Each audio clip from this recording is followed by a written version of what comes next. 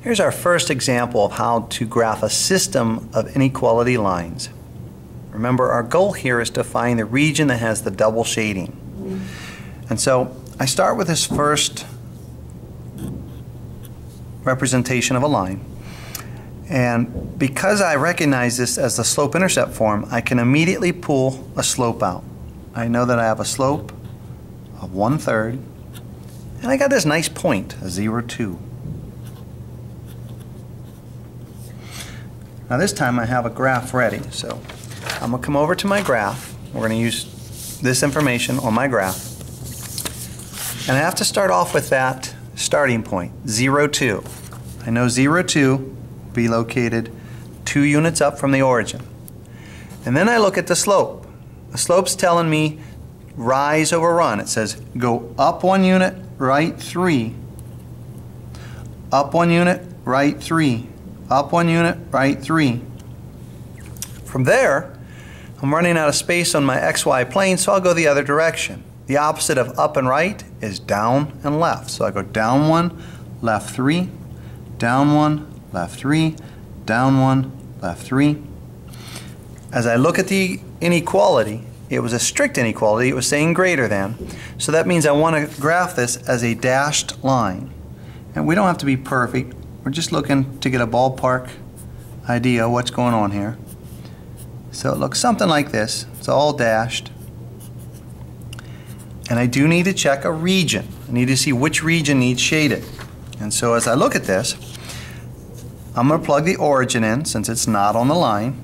That means 0 goes in here and 0 goes in there. So it's 0 for X, 0 for Y.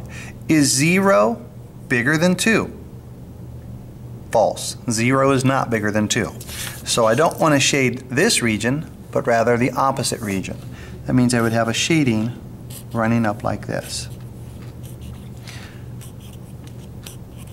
On the same set of XY axes, I'm going to go to the second expression, the second equation. And just like that, I need to pull out its slope. On this one, when I look at the standard form that it's written in, I can pull the slope out by saying 2 over 3, change the sign. So the slope would be negative 2/3. I have a slope of 2 over 3, change the sign, negative 2/3. I need to find a nice starting point. If I were to plug 0 in for X and divide, I get 2 2/3. That's not nice to graph. So let me jump over and put 0 in for Y. If I put 0 in for Y, can I solve that?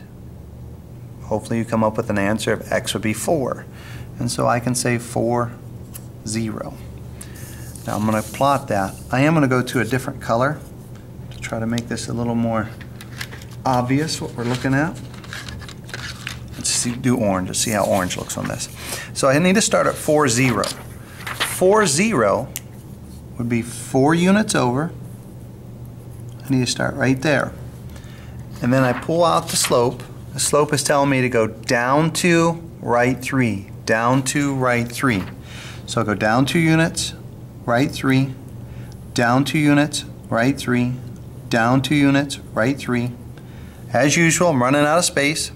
So I'll go the opposite direction. The opposite would be up 2, left 3. Up 2, left 3. Up 2, left 3. Now for this equation or inequality, it had equals in it, so that means the line needs to be solid. So I'm going to make this line solid. I need to turn the paper, connect my dots. So I have that solid line there. Now I need to figure out what region gets shaded. So again, I can try the origin on the expression. It's very easy, put the origin in there, 0, 0. Would you agree that 0 is less than or equal to 8? If 0 is less than or equal to 8, I must shade the side that contains the origin.